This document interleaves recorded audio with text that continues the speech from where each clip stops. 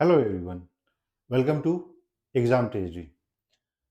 आज के इस वीडियो में हम लोग डिस्कस करने वाले हैं सीयूईटी एमए पॉलिटिकल साइंस का एक इम्पॉर्टेंट टॉपिक, जी हाँ, इंटरनेशनल रिलेशन।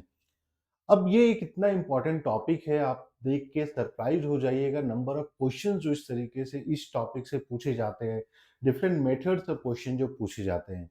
ये एक ऐसा टॉपिक है जहाँ पे आपका ये स्कोरिंग भी है, और अगर आप ये प्लान कर रहे हैं कि जेएनयू और डीयू जैसे टॉप यूनिवर्सिटीज में एडमिशन लेने का, तो ये एक ऐसा टॉपिक है जिसको 100% तो आपको कवर अप करना ही करना पड़ेगा। क्वेश्चन इससे डिफिकल्ट नहीं पूछे जाएंगे, लेकिन इसमें टेक्निकलिटीज होती है और आपको ये समझना पड़ेगा कि इस टॉपिक को किस तरीके से हम जो है प्रिपरेशन कर सकते हैं।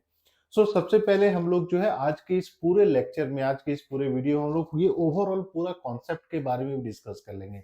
क्या रिलेवेंट है, कितना वेटेज होता है, कितना डिफिकल्टी लेवल ऑफ क्वेश्चंस होते हैं, किस तरीके से क्वेश्चंस पूछे जाते हैं, और हमें जब प्रिपरेशन करना है इस टॉपिक का तो हमें कितना समय देना चाहिए, क्या रिसोर्सेज हम लोगों को फॉलो करना चाहिए। तो ये सब चीज के बारे में हम लोग डिस्कस कर लेंगे। सबसे पहले एक बार सिलेबस के बारे में देख लेते हैं। तो अगर हम थ्योरेटिकल पर्सपेक्टिव में देखते हैं जो थ्योरीज है, तो यहाँ से दो ही इंपॉर्टेंट थ्योरी है जिसको आपको कवर अप करना है। एक है रियलिज्म और दूसरा है लिबरलिज्म। लेकिन जब आप रियलिज्म और लिबरलिज्म को कवर अप करते हैं तो आपको ये भी देख लेना है कि there are different branches of liberalism and realism. For example offensive realism, defensive realism, इन सब चीज को आपको देख लेना है। इससे रिलेटेड कॉन्सेप्ट आपको देख लेना है, इससे रिलेटेड इंपॉर्टेंट बुक्स आपको देख लेना है, इससे रिलेटेड इंपॉर्टेंट थ्योरीज आपको देख लेना है। दूसरा हो जाता है आपका cold war politics. Cold war politics में आप बिगिन कर सकते हैं 1945 ऑनवर्ड्स टू 1989, 89 ऑनवर्ड्स। तो ये आपको कोल्ड वॉर पॉलिटिक्स देखना है, लेकिन इसमें सवाल ये हो जाता है कि इसमें हमें कवर अप क्या करना है। तो इसमें एक तो आपको जो इम्पोर्टेंट आप बोल सकते हैं माइलस्टोन या जितने कॉन्फ्लिक्ट हुए हैं, जो इम्पोर्टेंट कॉन्फ्लिक्ट हैं उसको देख लेना है। दूसरा जो इम्पोर्टेंट ट्रीटीज हैं वो देख लेना है। दोनों से क्वेश्चन पूछे जाते हैं, और बहुत बार ये आता है कि फॉर एग्जांपल जैसे अफगानिस्तान वार, या आप बोल सकते हैं कोरियन वार, क्या ये इसका पार्ट है, नहीं है। और मोस्ट इंपॉर्टेंट बात, कोल्ड वॉर पॉलिटिक्स की जब हम बात करते हैं तो इसे match the following type question भी पूछते हैं, और इसमें क्रोनोलॉजिकल ऑर्डर टाइप क्वेश्चन भी पूछे जाते हैं। तो ये चीज आपको अच्छे से देख लेना है। ट्रीटीज की जब हम बात करते हैं, फॉर एग्जाम्पल सॉल्ट ट्रीटीज, ठीक है, जो यूएसए और यूएसएसआर के बीच में जितने ट्रीटी साइन हुए थे, तो वो सारी चीजों को आपको देख लेना है। जो इंपॉर्टेंट डेवलपमेंट्स है वो देख लेना है। दूसरा आ जाता है, थर्ड टॉपिक हो जाता है जो इंटरनेशनल ऑर्गेनाइजेशंस है। अब ऐसा नहीं है कि आपको सारे ऑर्गेनाइजेशंस करने, यहाँ पे नाम है सार्क, यूएनओ, एशियन और यूरोपियन यूनियन। तो अब इसमें क्या इंपॉर्टेंट हो जाता है कि जब भी आप किसी भी इंस्टीट्यूशन को देखते हैं, ऑर्गेनाइजेशन को देखते हैं, फॉर एग्जांपल अगर हम यूरोपियन यूनियन को ही देखते हैं, तो यहाँ पे जो इंपॉर्टेंट फॉर्मेशन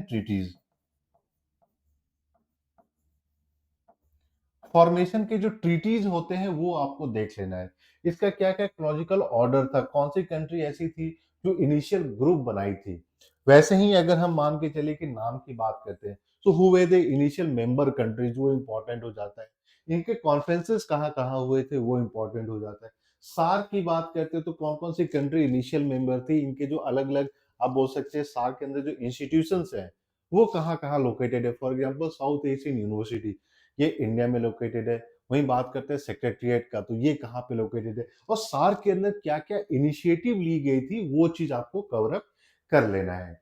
फिर इसके बाद करते हैं यूनाइटेड नेशन। यूनाइटेड नेशन के प्रिंसिपल ऑर्गेनाइजेशंस को देख लीजिएगा, इनका फॉर्मेशन कैसे हुआ था वो देख लीजिएगा, इसके हेडक्वार्टर्स कहाँ पे हैं वो देख लीजिएगा, और यूएन से पहले जो इनके प्रीडिसेसर ऑर्गेनाइजेशंस थी वो कौन कौन सी थी वो आपको देख लेना है।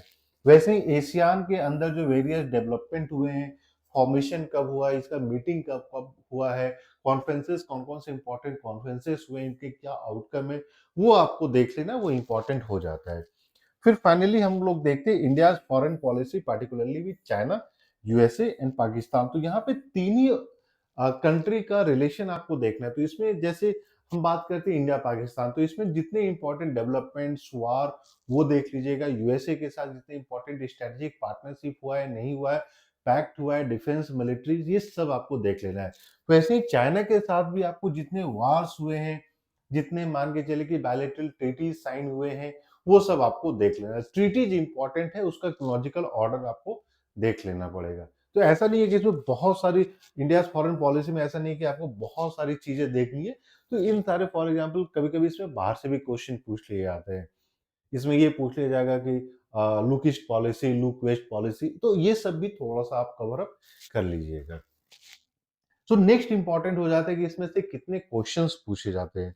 तो जैसा कि हम लोग जानते हैं, आपका सीयूईटी में 75 क्वेश्चन पूछा जाएगा और लास्ट 3 इयर्स का अगर आप एवरेज निकालते हैं तो ऑन एवरेज 12 टू 15 क्वेश्चन पूछा जाता है। 2024 की अगर हम लोग बात करते हैं तो 2024 में आपके टोटल 17 क्वेश्चन पूछे गए थे, तो ये भी सिग्निफिकेंट हो जाता है। अब ये 17 क्वेश्चन में ये समझना जरूरी है कि अगर आप इसको 75 में से 17 देखते हैं तो मान के चलिए कि रफली आपका जो है 22 से 24% वेटेज इसी टॉपिक का आ जाता है, इंटरनेशनल रिलेशन का। इसीलिए एग्जाम ट्रेजरी की तरफ से ये फोकस की जाती है कि आप इस टॉपिक को अच्छे से कवर करें। हमारा सजेशन रहेगा कि इस टॉपिक को आप छोड़ नहीं सकते हैं। लेकिन जब हम 12 टू 15 क्वेश्चन देखते हैं तो यहाँ पे दो चीजें इंपॉर्टेंट हो जाती है जो हम लोग को ध्यान में रखना है।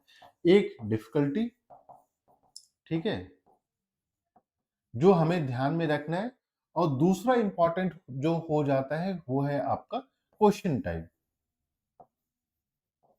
क्वेश्चन टाइप क्वेश्चन टाइप का मतलब ये हो जाता है कि किस तरीके से क्वेश्चन यहाँ पे पूछे जा सकते हैं। तो दोनों चीज को अंडरस्टैंड करना जरूरी है। ये स्ट्रैटेजी आपने अपना लिया तो फिर शायद आपको कहीं दिक्कत नहीं आएगी। तो सबसे पहले अगर हम डिफिकल्टी लेवल की बात करते हैं तो लास्ट 3 इयर्स के पेपर को जो हम लोगों ने एनालाइज किया, तो आउट ऑफ 15 मान के चले गए 5 टू 7 क्वेश्चन ऐसे होंगे जो आपके इजी होते हैं। वो ऐसा क्वेश्चन होता है जो हर एक स्टूडेंट उसको सॉल्व कर दे। मीडियम डिफिकल्टी लेवल की हम बात करते हैं तो 3 से 4 क्वेश्चन आउट ऑफ 15 आपके मीडियम डिफिकल्टी लेवल होंगे। और वेरी डिफिकल्ट क्वेश्चन की बात करते हैं तो अगेन 3 टू 4 क्वेश्चन ऐसे होंगे जो बहुत डिफिकल्ट होंगे। बहुत डिफिकल्ट मतलब ऐसा नहीं है कि आप सॉल्व नहीं कर पाइएगा, सॉल्व कर पाइएगा, लेकिन हाँ थोड़ा-सा आपको एफर्ट डालना पड़ेगा। अगर आपने पहले से क्वेश्चन बैंक टेस्ट सीरीज अच्छे से सॉल्व किया है, तो फिर आपके लिए ये जो है डिफिकल्ट क्वेश्चन नहीं रहता है, क्योंकि देखिए क्या है ना कि ये सारा आपका ऑब्जेक्टिव टाइप क्वेश्चन होता है। ऑप्शन वहीं पे रहता है और उसी ऑप्शन में आपको करेक्ट आंसर चूज़ करना होता है। आपने अगर बहुत ज़्यादा क्वेश्चन बैंक सॉल्व किया है, तो फिर ये सारा आपके लिए दिक्कत नहीं होगा। लेकिन अब बात करते हैं जैसे फॉर एग्जांपल डिफिकल्ट क्वेश्चन, तो किस टाइप के क्वेश्चन, इस आपका क्या क्वेश्चन का पैटर्न होता है जो डिफिकल्टी को इंक्रीज कर देता है, ये समझना जरूरी है। सो अगर हम टोटल 15 क्वेश्चन की बात करते हैं तो एमसीक्यू, आपका जो सिंपल एमसीक्यू होगा वो 6 टू 8 होगा, यानी 50% मान के चलिए कि आपका सिंपल एमसीक्यू होगा। नेक्स्ट मल्टीपल स्टेटमेंट टाइप के क्वेश्चंस होते हैं तो 3 से 5 आपके मल्टीपल स्टेटमेंट, जैसे लास्ट ईयर के क्वेश्चन को अगर आप देखते हैं तो उसमें ये पूछा गया था कि what are the basic assumptions of realism. So and उसी में 4-5 स्टेटमेंट दे दिया गया था और आपको one among the following choose करना था, ठीक है। मैच टाइप क्वेश्चन बहुत ज्यादा पूछा जाता है। अब मैच टाइप क्वेश्चन में आपके जो है बुक्स एंड ऑथर्स इस टॉपिक से पूछे जाते हैं, जो बहुत ही इंपॉर्टेंट हो जाता है। मैच द फॉलोइंग के अलावा आपके एमसीक्यू में भी आपके बुक्स एंड ऑथर्स पूछे जाते हैं। दूसरा ये हो जाता है जो क्रोनोलॉजिकल ऑर्डर क्वेश्चन, इसमें आपके जो इंटरनेशनल वर्ल्ड इवेंट्स होते हैं उसके क्रोनोलॉजिकल ऑर्डर में अरेंज करने के लिए दे दिया जाता है, या एक पर्टिकुलर थ्योरी से रिलेटेड जो बुक्स लिखे गए हैं, ईयर ऑफ पब्लिकेशन, उससे क्वेश्चन पूछे जाते हैं। तो ये अलग अलग तरीका है जैसे कि आपके क्वेश्चन फ्रेम होते हैं। तो मल्टीपल स्टेटमेंट टाइप क्वेश्चन है, इसका डिफिकल्टी लेवल थोड़ा सा इंक्रीज हो जाता है। मैच द फॉलोइंग टाइप आप मान के चले कि ये इजी होता है, क्योंकि बुक्स एंड ऑथर्स ऐसे हैं, आप बहुत ज्यादा क्वेश्चन प्रैक्टिस कीजिएगा तो आप इसको आसानी से सॉल्व कर पाइएगा। क्रोनोलॉजिकल ऑर्डर क्वेश्चन भी आसान होता है प्रोबेबली, अगर आपने जो है सारा, अगर हम ऑर्गेनाइजेशंस की बात करते हैं, इवेंट्स की बात करते हैं, तो डेट बाय डेट या ईयर बाय ईयर या ओवरऑल डिकेड का आपको जो है आइडिया है कि कब कब इवेंट कब कब हुआ था। तो इसीलिए मैच द फॉलोइंग और लॉजिकल थोड़ा सा आपका आसान हो जाता है। एमसीक्यू टाइप क्वेश्चन भी आसान होते हैं, मल्टीपल स्टेटमेंट टाइप क्वेश्चन ही है जो थोड़े से डिफिकल्टी लेवल को इंक्रीज कर देते हैं। लेकिन ऐसा नहीं है कि आप सॉल्व नहीं कर पाइएगा, इस लेवल के क्वेश्चन नहीं पूछे जाते हैं कि आपसे सॉल्व ही ना हो, तो दिक्कत नहीं है। अब सवाल आता है कि स्ट्रैटेजी क्या होनी चाहिए जब भी हम आईआर को सॉल्व करने बैठते हैं। तो एक तो ये है कि आपको प्रीवियस पेपर्स के क्वेश्चन पेपर को एनालाइज करना पड़ेगा। अगर हम आईआर की बात करते हैं तो कितने क्वेश्चन आपके बुक्स एंड ऑथर से पूछे गए, कितने क्वेश्चन आपके क्रोनोलॉजिकल ऑर्डर से पूछे गए, किस टाइप के क्वेश्चन आपको क्रोनोलॉजिकल ऑर्डर में पूछे जा रहे हैं, कौन से एरिया से क्रोनोलॉजिकल ऑर्डर में पूछे जा रहे हैं, तो ये बहुत ही ज्यादा रिलेवेंट हो जाता है। दूसरा है सिलेबस कवरेज। आप जो है दिन में 2 से 3 घंटा जो भी टॉपिक आप उठाते हैं, फॉर एग्जाम्पल रियलिज्म, तो रियलिज्म को आप 2 से 3 घंटे में कंप्लीट कर लीजिए। फिर आ जाता है आपका क्वेश्चन बैंक सॉल्विंग। आपको क्योंकि क्या है ना, अगर रियलिज्म है तो रियलिज्म में कम से कम आपके 50-60 क्वेश्चंस अगर आपने सॉल्व कर लिया तो कॉन्सेप्ट क्लियर हो जाता है, वहां से कोई भी क्वेश्चन पूछ के आएगा तो आप सॉल्व कर पाइएगा। फिर शॉर्ट नोट्स इंपॉर्टेंट हो जाता है, क्योंकि जो भी चीजें आपने सिलेबस कवर अप किया है, जरूरी नहीं है कि सेम चीज जो है जब हम रिवाइज करने बैठे तो आप पूरा 2 से 3 घंटा रिवाइज करने में लगा दीजिएगा। नहीं, ऐसा नहीं होना चाहिए। शॉर्ट नोट्स ऐसा होना चाहिए जिसको जो है आप देखने के साथ ही 15 से 20 मिनट में आपने पूरा शॉर्ट नोट रिवाइज कर लिया। तो जो भी टॉपिक आप कवर अप कर रहे हैं उसमें शॉर्ट नोट्स आपको इस तरीके से बनाना है। जैसे एग्जाम स्ट्रेटजी का शॉर्ट नोट्स किस तरीके से होता है, ये सैंपल हम लोग ने पहले के वीडियो में भी डाला है। अगर आपको भी चाहिए तो आप लोग जो है 8448878849 पे मैसेज कर सकते हैं किस टाइप के शॉर्ट नोट्स प्रोवाइड किए जाते हैं, ये हम लोग आपके साथ शेयर करेंगे। फिर होता है आपका प्रीवियस टॉपिक रिवीजन। जो टॉपिक आपने ऑलरेडी, फॉर एग्जांपल आज आपने रियलिज्म किया, कल आपको लिबरलिज्म करना है, तो कल जब आप बैठते हैं तो कल आपको 1 घंटा कम से कम रियलिज्म पे भी देना है। इंपॉर्टेंट बुक्स कौन कौन से हैं, इंपॉर्टेंट ऑथर्स कौन कौन से, इंपॉर्टेंट कंट्रीब्यूटर्स या पॉलिटिकल साइंटिस्ट कौन कौन से हैं, उनके द्वारा क्या कंट्रीब्यूशन दिया है, वो भी सिग्निफिकेंट हो जाता है। और फिर लास्ट में आपको यूनिवर्सिटी के पेपर्स, फॉर एग्जांपल इसमें जो है आप जेएनयू में क्या है, पहले जब जेएनयू का अपना एग्जाम होता था तो पीआईएसएम और आईआरएम का भी एग्जाम होता था, और उसमें जो है बहुत अच्छे स्टैंडर्ड के क्वेश्चन आपको जो है मिल जाएंगे, चाहे रियलिज्म को हो, लिबरलिज्म को हो, इंटरनेशनल ऑर्गेनाइजेशंस का है, ये सब कुछ आपको वहां पे अच्छे क्वालिटी के स्टैंडर्ड के क्वेश्चन मिल जाएंगे। अगर आपने वो क्वेश्चन सॉल्व कर लिया तो फिर आप क्लियर रहिए कि आईआर सीयूटी में जो क्वेश्चन पूछा जाएगा वो भी आप सॉल्व कर पाइएगा। दिस मीन्स अगर आप 8 आवर्स पर डे दे रहे हैं तो मान के चले कि आपने कम से कम 300 क्वेश्चन तो देख लिया, जिसमें क्वेश्चन बैंक आपने सॉल्व कर लिया, बेलिसन स्मिथ का एमसीक्यू आपने सॉल्व कर लिया, एंड्रयू हेविड का अगर है तो वो सॉल्व कर लिया, प्रीवियस पेपर्स देख लिया, यूजीसी नेट के पेपर्स देख लिए, तो आपका ऑब्जेक्टिव होना चाहिए कि कम से कम जो है रियलिज्म लिबरलिज्म पे 300 क्वेश्चन तो सॉल्व कर ही ले। अब ये हो जाता है कि अगर हम आईआर की बात करते हैं तो कौन-कौन सा इंपॉर्टेंट बुक है जो हमें देखना है। तो एक बुक है ग्लोबलाइजेशन ऑफ वर्ल्ड पॉलिटिक्स, इसका दोनों चैप्टर रियलिज्म, लिबरलिज्म आप देख सकते हैं। शॉर्ट नोट्स अगर आपके पास है तो वो आपके लिए बहुत ज़्यादा रिलेवेंट हो जाता है। ग्लोबल पॉलिटिक्स बाय एंड्रयू हेविड, तो दोनों में से किसी एक बुक को ही देखिए, और मेरी मानिएगा तो आप जो है ग्लोबलाइजेशन ऑफ वर्ल्ड पॉलिटिक्स, ये ज़्यादा इंपॉर्टेंट अच्छी बुक है। डिटेल में दिया गया है, सारी थ्योरी समझाई गई है, तो आप उसको कर सकते हैं।